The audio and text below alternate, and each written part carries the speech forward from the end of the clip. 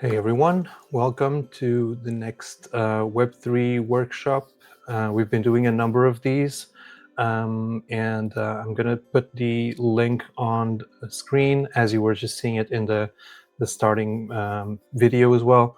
So 45b.io/Web3, that's what we're here to talk about. So Web3 is internet applications and websites based on blockchain technology, and we are focusing on the Cardano technology.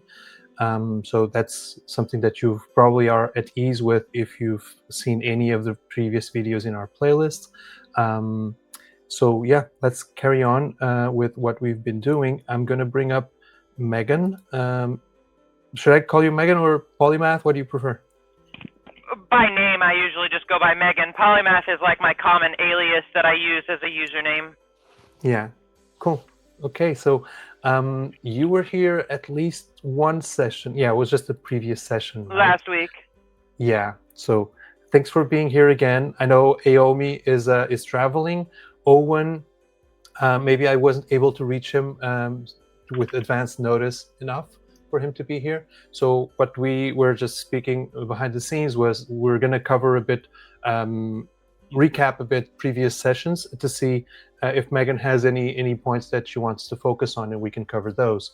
Overall, before we jump in, I'd like to remind anyone watching us asynchronously on YouTube or on X or on Facebook, this initiative is going to happen in stages. So we're currently on stage 1, which is to gather more participants, to reach out to friends and friends of friends, anyone that may want to learn a bit about blockchain technologies used in web applications.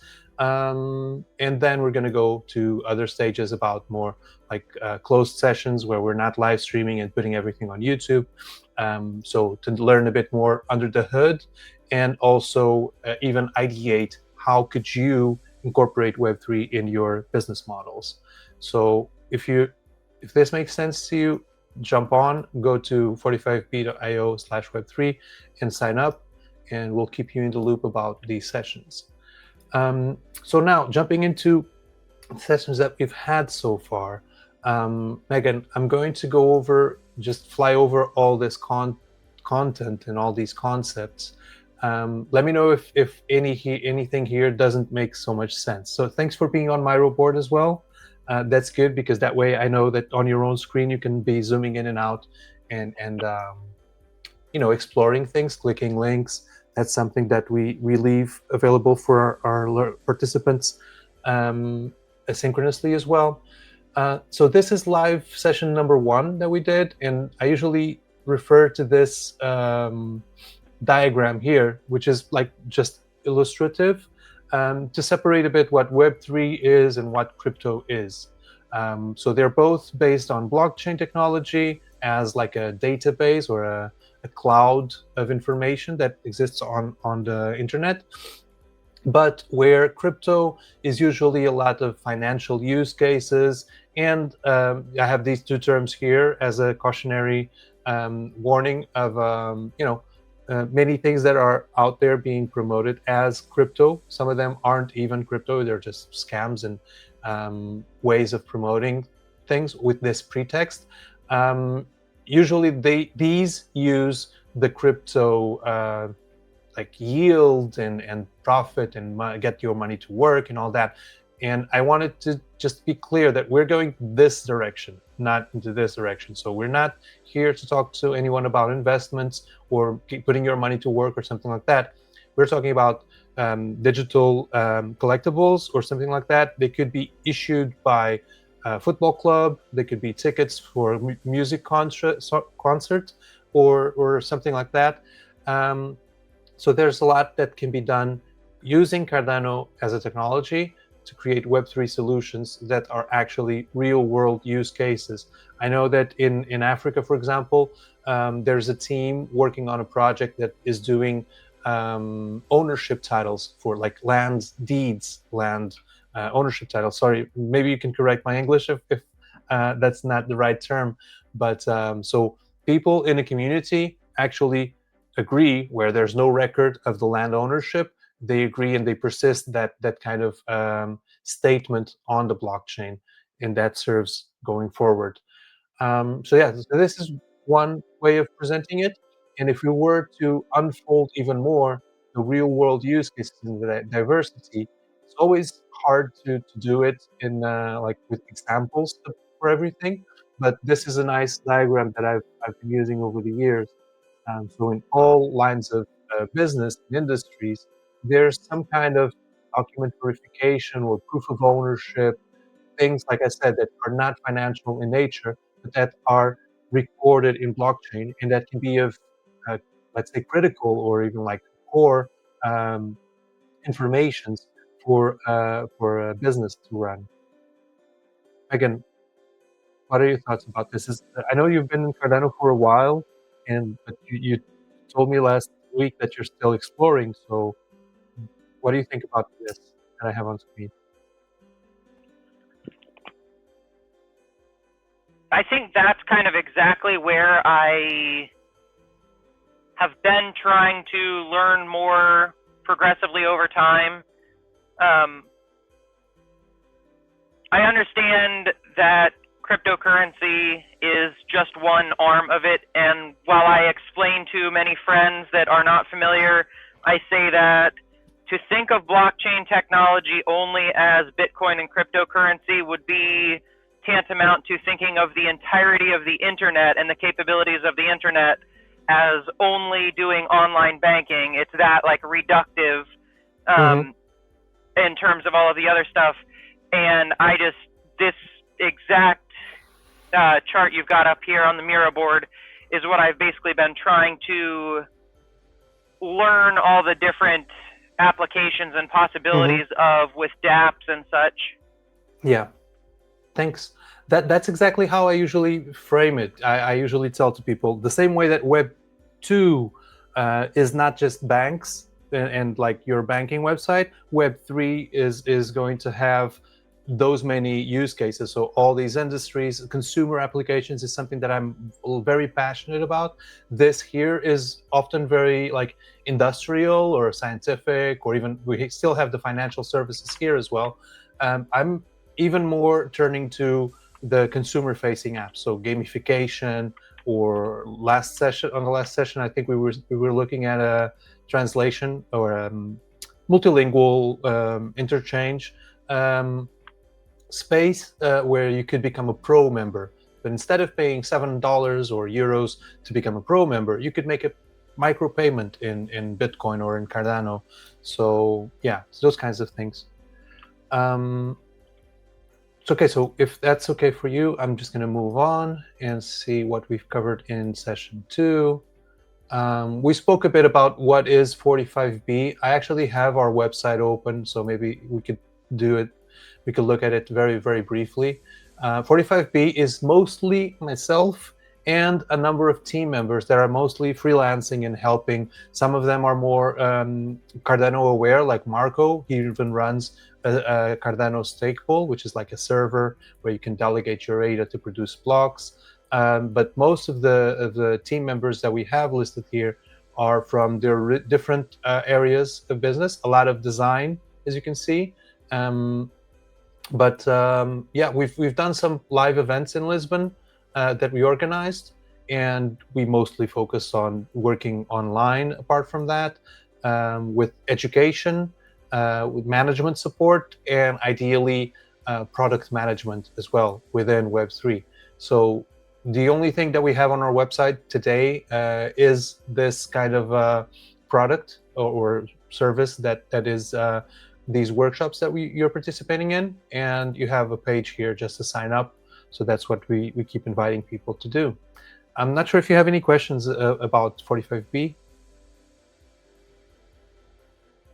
Thus far, not necessarily. I mean, I missed the earlier sessions that kind of described the background.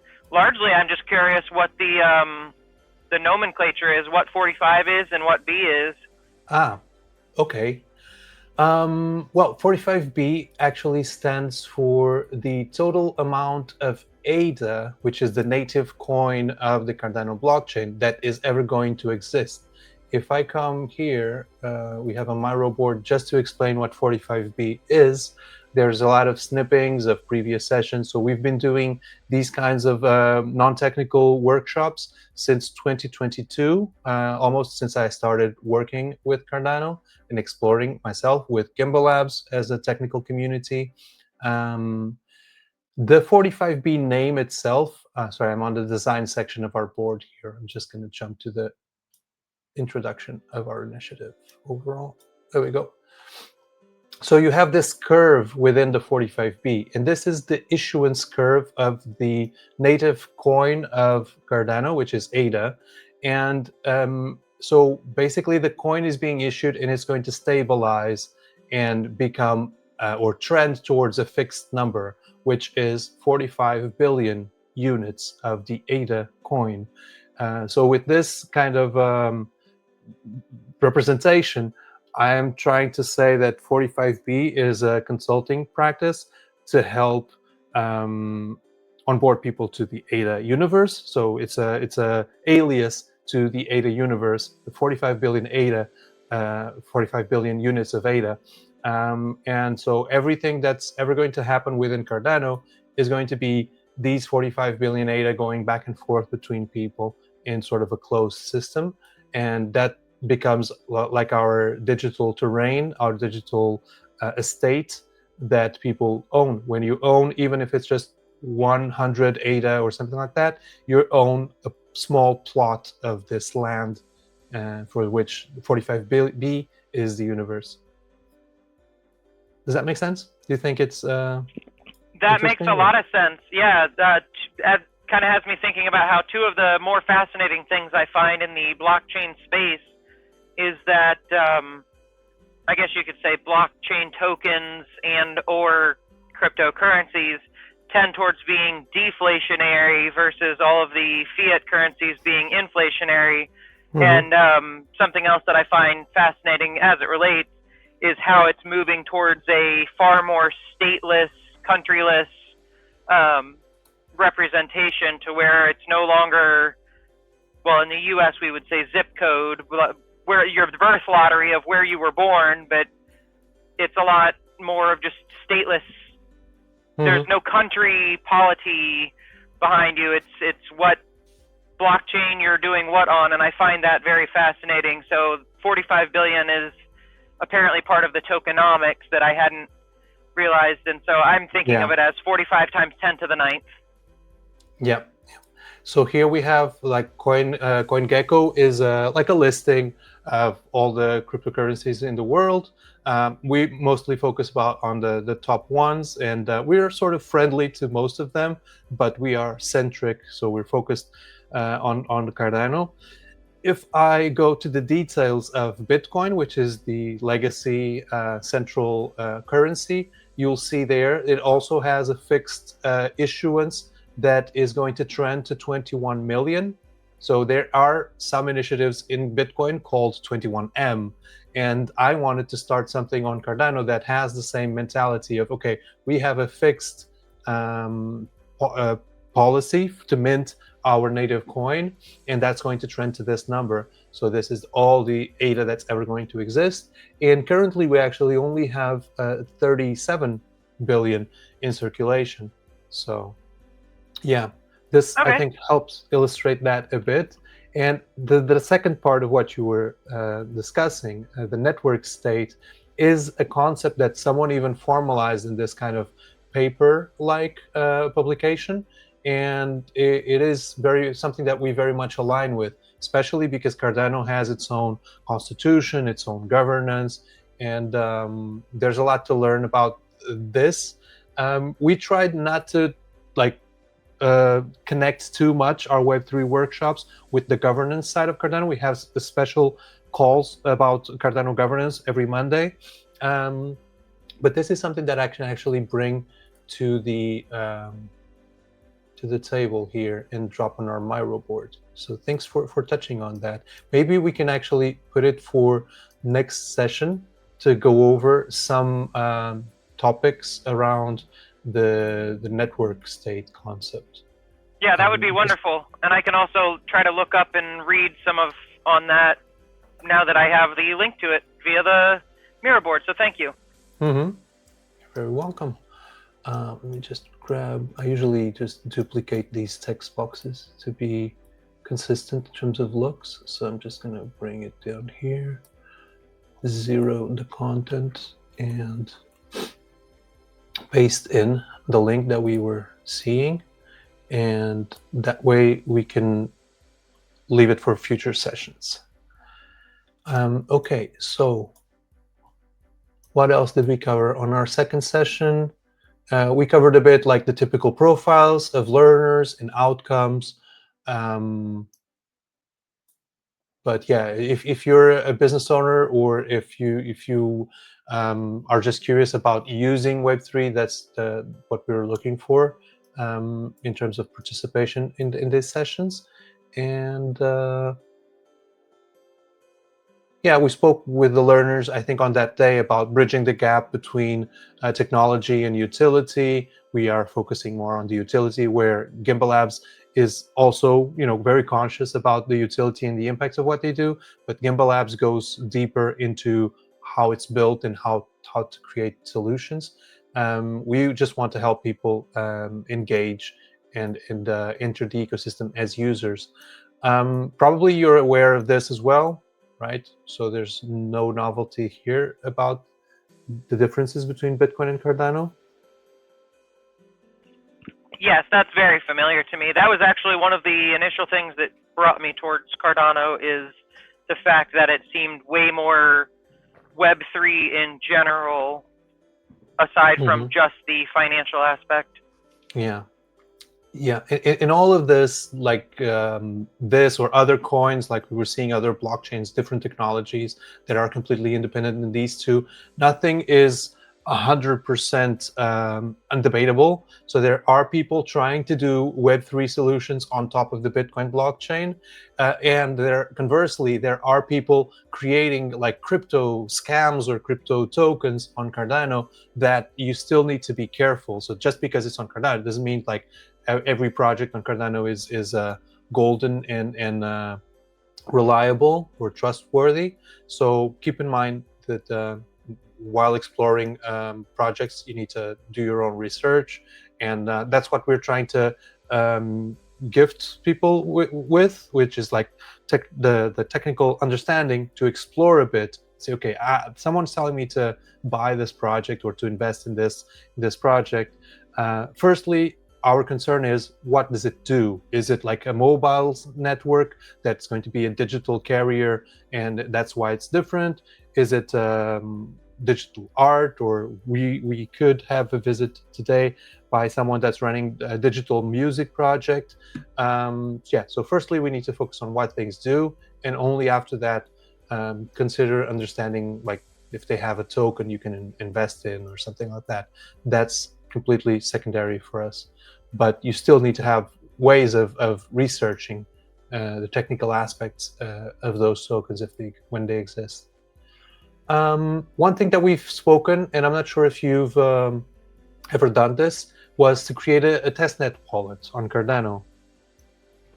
I have not. I just have my main wallet. I don't have anything testnet to my knowledge. Okay. So let me just show you something here. I'm not sure if you used Vesper. Is this the one you use? No, I started with Daedalus wallet, toyed around with Yoroi for a little bit, and currently mostly do stuff with Eternal, but I don't use it hardly at all. Okay, so those three are very much in our radar as well. Further down, we've already even started doing sort of a map of some wallet applications on Cardano. And what I would invite you to do, which is probably going to be a lot less serious than what you've done, but it will allow us to play a bit within the pre-production network for Cardano, is to maybe try the Vesper wallet. You'll find links for it in our Miro board for sure. And if you install a Vesper wallet, you know that it will create a seed phrase for you, and you don't need to use it on the mainnet. So I think I've where did I do that part? Yeah, I'm sorry, I don't have it here because we hadn't done it with the English cohort. But long story short, when you install the Vesper application, it creates, it tells you to back up a list of words, which is a representation of your wallet on the blockchain. And apart from doing that, if you come to these little three dots and scroll down, you will see here that sorry, this one is in Portuguese, but this is the active network. You'll see active network, and you can toggle it between pre-production or preview or mainnet. Does that make sense? I believe it does. I'll need to spend a little bit more time studying up on it. Okay, so the good thing about these networks, and the reason we're pointing people initially at the pre-production network, is that it's not real ADA. It's really just a tests network that's usually used for developers when they're sandboxing their applications and putting them out to the world, but not with the real ADA. And it allows us to create, let's say, demo tokens like we have here. 45B testnet token. I have 1 million of them in this wallet, and I have more on other wallets. And it allows us to send transactions back and forth with no real cost, because it's like a game on a copy of a blockchain that only serves to play with. Okay? Yeah, so that makes sense. if you do this asynchronously, so like between the calls, and you turn your Vesper wallet to pre-production, it's not as serious as what you've been doing with the real wallets, because there you can't really save the key phrases, the seed phrase on any digital form. You need to just write it down in a piece of paper and keep that secure. Here, because it's really just a play wallet, you can even copy that into a file on your desktop or something like that. And I would invite you to do this. So that means receive, and then you copy your address that starts with ADDR, and you see there it says test because it's turned to the test net. And if you copy this kind of address, send it to me on DMs, and I will send you a bit of demo testnet token by 45B, and that way you can send me back some change or something like that, and we can play around in some applications. Even like when we go forward in other sessions and looking at different applications, there are always some of them that are live, whether or not they're live on the mainnet, on the real Cardano network. They are also available on testnet, and we can play around with them. So it usually gives early day users, a nice way to try things with no compromise and with no seriousness of it being real money. Okay? Yep, got it. Okay, cool. So I'm going to fly over here a bit. So distinguishing Bitcoin from ADA, key factors of Cardano, and that was basically it. And then on the session 3, we covered this that we probably want to go into very quickly. And we covered some. Yeah, so let's go over this very, very briefly.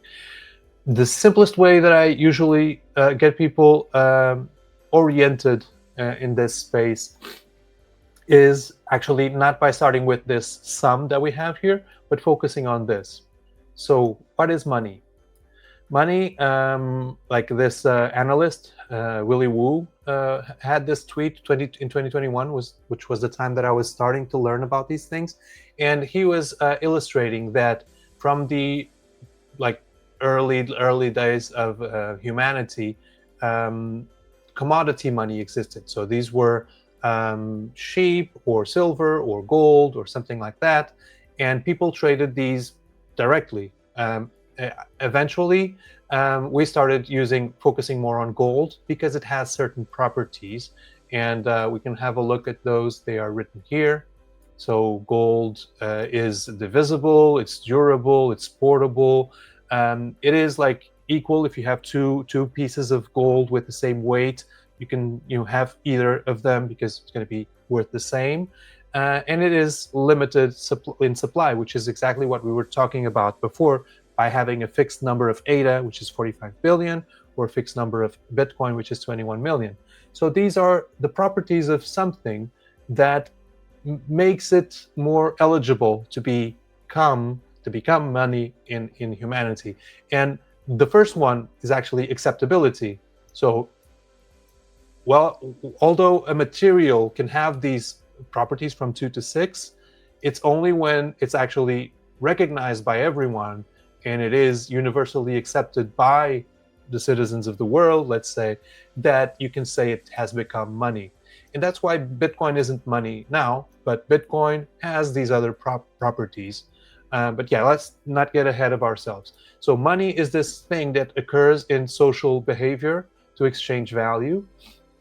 And like we were seeing here, it became money, gold became money like over 10,000 years. And then with the gold standard in 1861, we had paper claims on gold. So we started having sort of titles of the material, not the material itself. So it's sort of like it's not digital, but it's like a digitalization of the asset of the rock that is gold.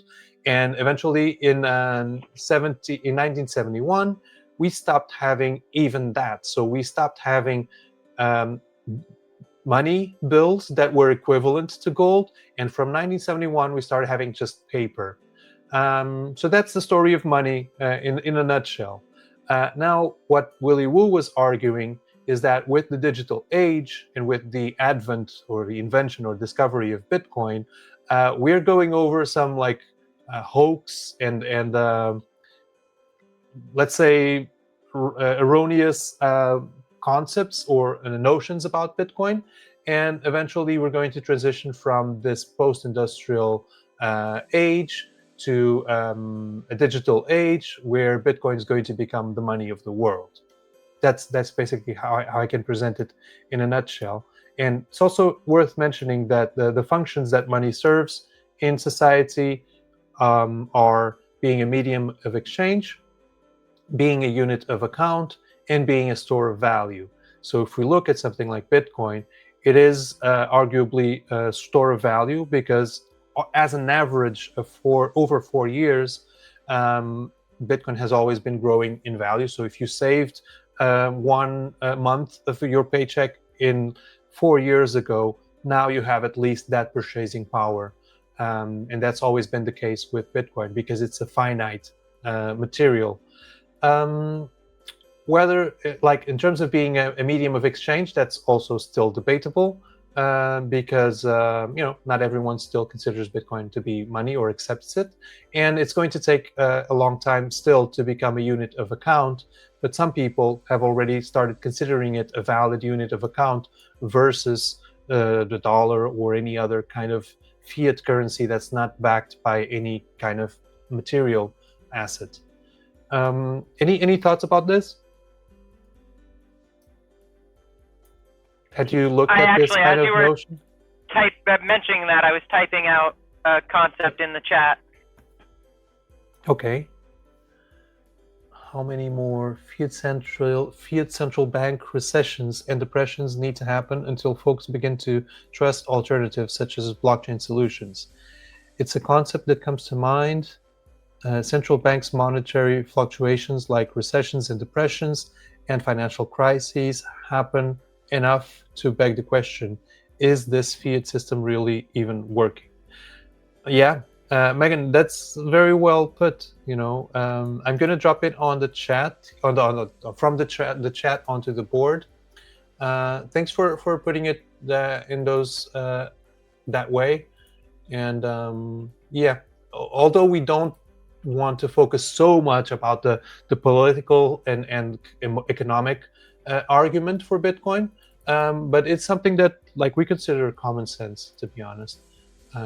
If you're working in this line of business and with these technologies, eventually you're going to be exposed to these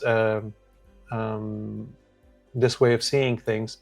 So yeah, I've added it here. Maybe we can tidy up the board a bit later, but it's very well put. Thanks for sharing that. Yeah, it was just kind of a thought that came to my head, and so I just kind of just slapped that thought out. I'm glad that it makes sense and connects well. Mm-hmm. Yeah, absolutely. So yeah, in these workshops, we're focusing more on like getting people to understand how this thing that occurs in society was bound to be reinvented when society is also gifted with something like the internet. So the internet changed so many things in how we manage information, how we collaborate, how we share knowledge, that eventually the old notion of money that had been having this journey between like commodity thing and then paper backed by commodity to now fiat, this was bound to be reinvented when society is now running on internet. And so that's how we came up with Bitcoin. There's a video here about the origins of Bitcoin as well, and some notions, which I really find very insightful, although it's 10 years old, which is funny now because we keep showing this to people as if it's like the new thing, but it's been around for a while. It's just a matter of people wanting to look at it. Over lunch, I was just telling a friend that if you care about this fixed or asset-backed economy versus fiduciary currencies that are not backed by anything, you don't need to study Bitcoin. You can just study gold versus fiat versus dollar, and you'll get to the same conclusions probably. But yeah, so that's what we can say about the getting to Bitcoin notion.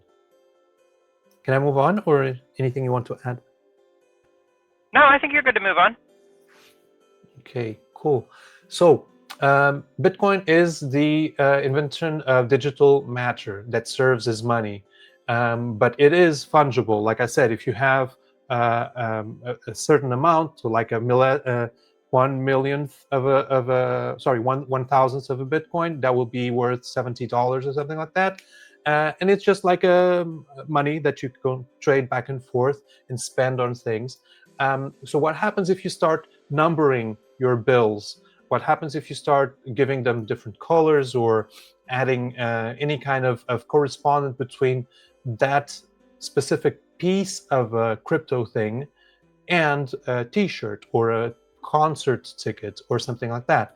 That is what we call extensibility, and that is what is going to allow us to create digital objects. Where Bitcoin is digital matter that's like inert, we can shape digital objects that are also being changing custody between me and you. So I can lend you a book, or I can send you a ticket concert, or something like that. That is what Web3 is about. And one thing that's interesting as well is that like this old representation of the Web 1 to Web 3, you'll see here on Web 1, you basically read what was coming from the internet. So the servers were sovereign about what they published. In Web 2, the difference was that we started producing content to be published on the internet. And when we published content to the internet, whoever took that content was like the owner of it. They could monetize it, and they would give you some change if they so agreed, and you agreed with their terms. Using these kinds of digital objects that I was just talking about, if you produce a digital book or something like that, you still own it. You're still the signer, the signatory of it. And although that book can be going from person to person, it's always going to have your author's name, and you can see how many people are holding your book. You can interact with your readers, or your readers know that you're the real author because you signed it.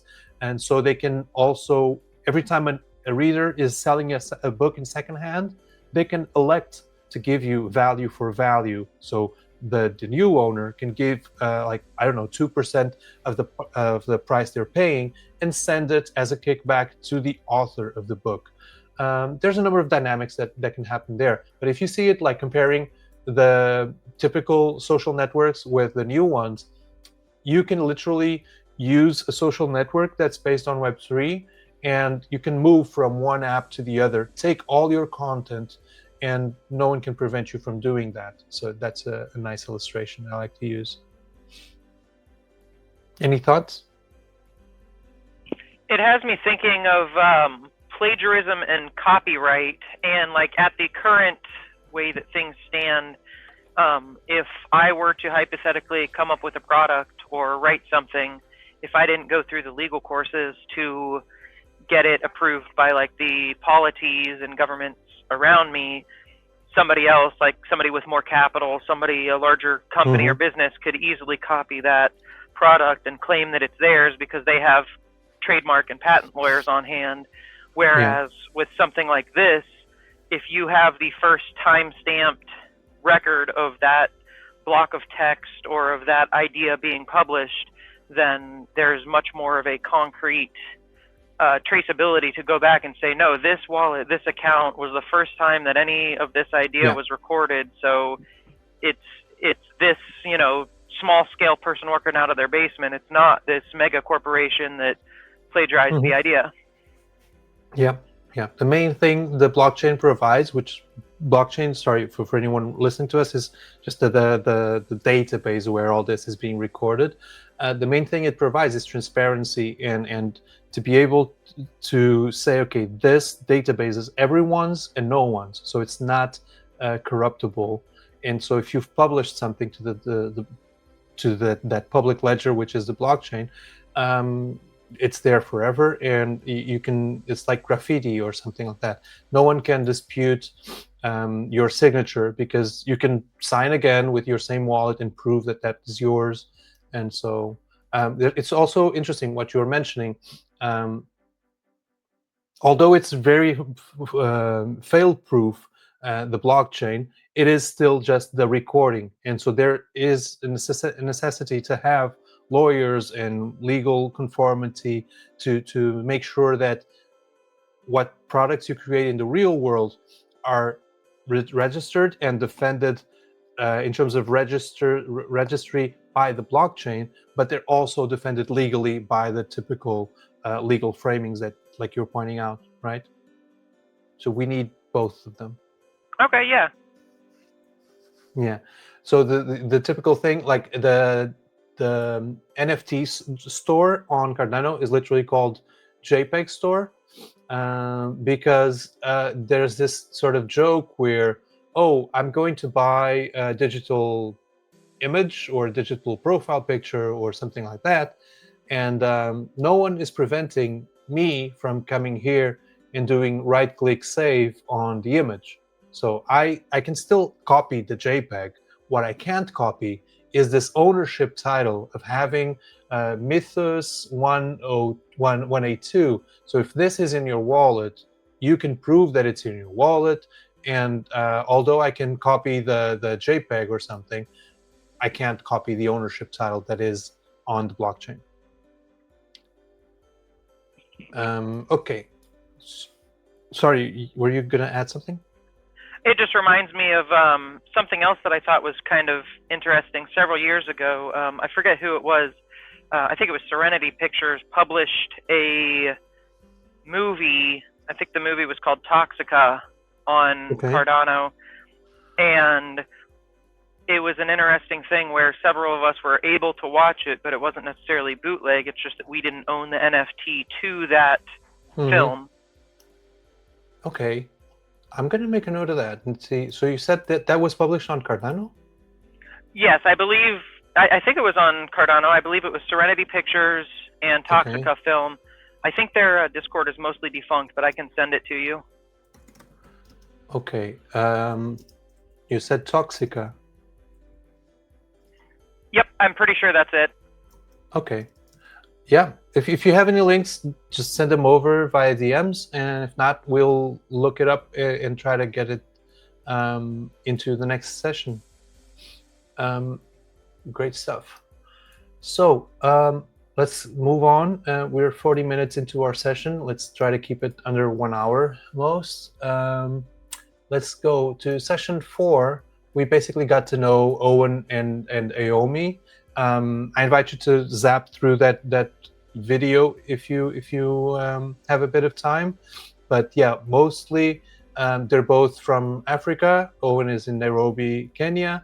Aomi is in Lagos, Nigeria. They've been in Cardano for different periods of time and with different angles. Owen is more like interested in Bitcoin and Midnight. Aomi is more, I would say, focused on Cardano itself, showcasing projects and doing newcomer support. So very similar to what we do here. For non-technical business owners, we're promoting to LinkedIn and all that. Aomi is doing to people that are X, that are using Cardano, maybe a bit more as crypto, not so much as Web3, but also she's doing monthly showcases of projects like Gimbal Labs, and next week, I think they're going to have WADA there, and WADA is doing what 45B does, but in Africa, and they're doing it a lot better because they're more evolved. They've been around for many years. So it's very interesting to see what they are doing. Owen also has a project. I'm not sure I added it here. I'm going to make a note to add his project because I'm pretty sure on the call that we saw this, I had it on screen, but I didn't add it to the board. So I'm going to add a reminder here to do it.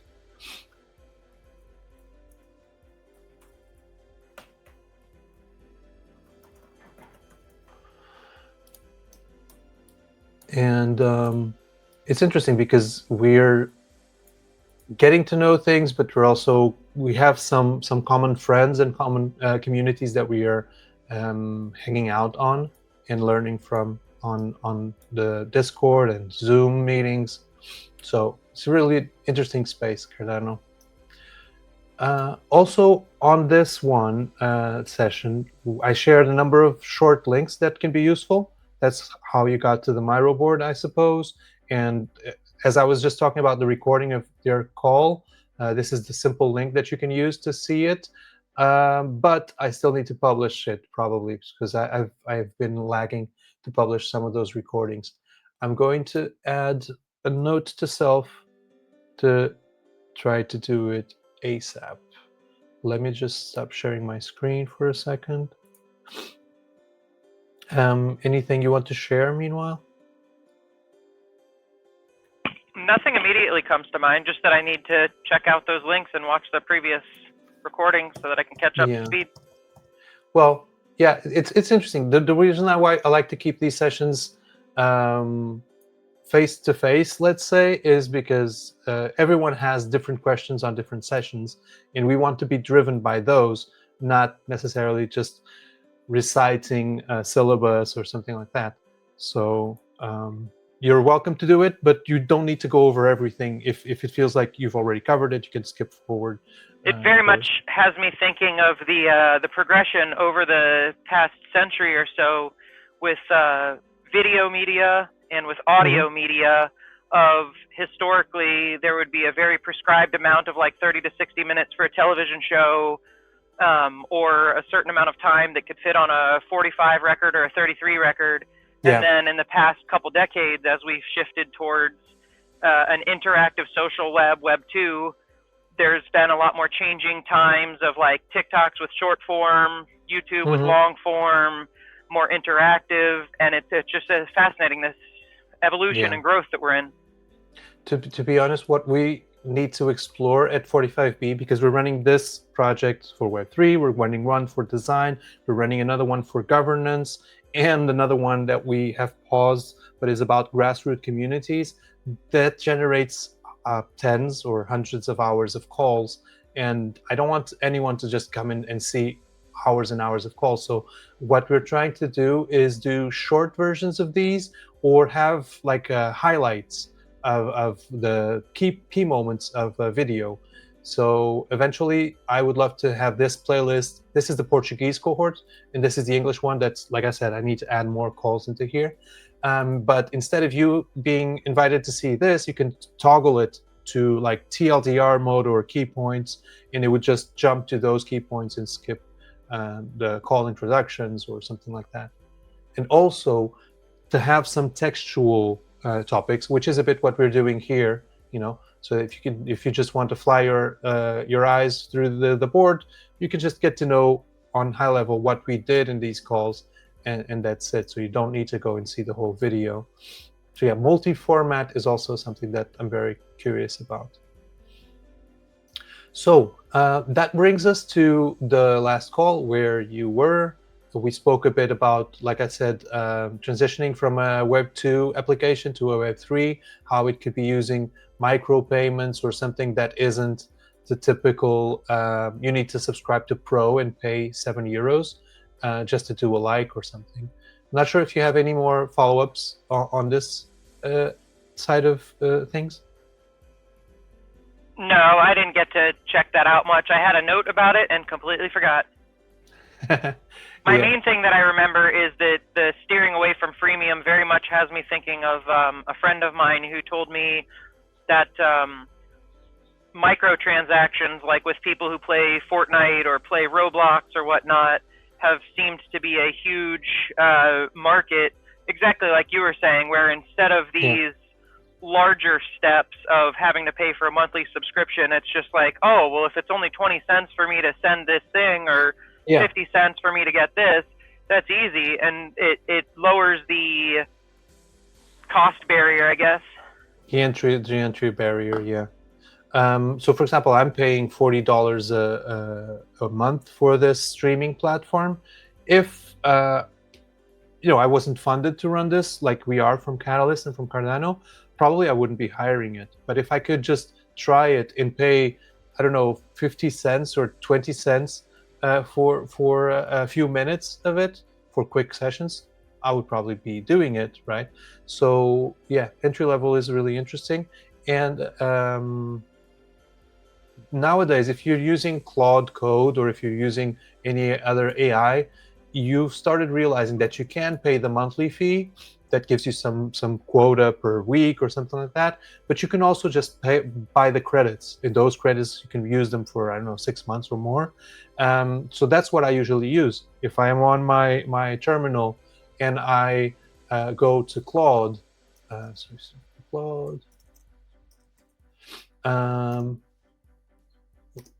just say, okay, I want it to run in this folder, and I say, what's the weather like today in Portugal? Obviously, this is not a relevant question.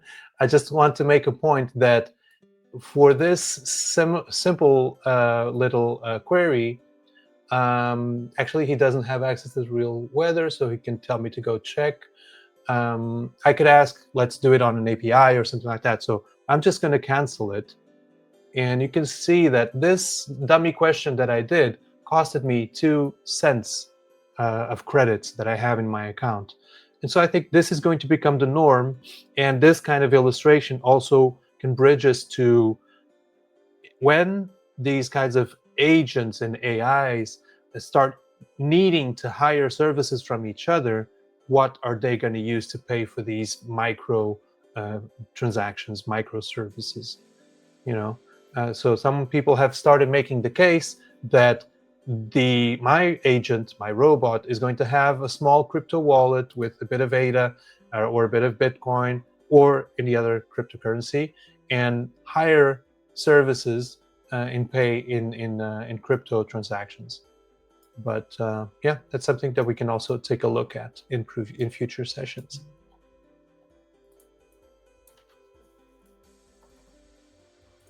Anything else that you want to touch on today? Nothing comes to mind. I have a lot of homework, I guess, in studying up on the previous sessions and on Vesper and Nostr and such. Yeah. For Nostr, I recommend going to primal.net. And like I said, we are Cardano-centric, but we're like very cross-chain friendly.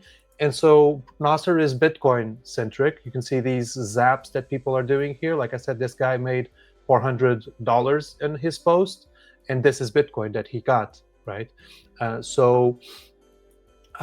If you have any trouble, or if you do install the Primal app or create your account for it, I'm happy to send you some Satoshi so that you can experiment. with it. And here you will be running on the real network, not like I was saying on pre-production. But I really encourage you to browse around a bit. And if you create an account that has a wallet on it, let me know your address and I can send you a few Satoshis, which is like, I don't know, 500 of these zaps type of thing. Yeah, that's cool. I'll have to check that out. It reminds me of, I think Fountain was the app that I was toying with a year or two ago. Yeah. Fountain also, let me just right here. This is Nostr.org, I think, is the one I usually recommend to get to know the workings of the technology. So this is the protocol, and this is the application that uses this protocol. And there's like a number of other ones. Fountain is an application that's a lot older than Nostr on Bitcoin, and Fountain has been doing these kind of Satoshi send and receive between authors and viewers for, I don't know, 4 years or more, and now they've converted their whole stack to being Nostr compatible. So although they invented that gamification dynamics before Nostr existed, now that Nostr exists as a protocol, they've adopted it, and you can see Fountain mostly as another Nostr client. So that says a lot about how pervasive it's becoming. So if there's no more questions, I think we can leave it at this. Megan, please drop anything that you feel could be useful for future sessions on, I don't know, around here, this future sessions section of the board. We've added network states in there, and I'm going to bring these two as well. And today I'm just going to write down that we did a recap of previous sessions.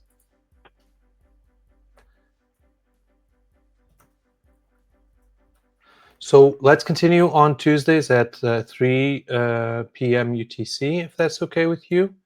And I'll keep reaching out to more learners and participants. Thank you so much. Thank you. See you next week. Bye.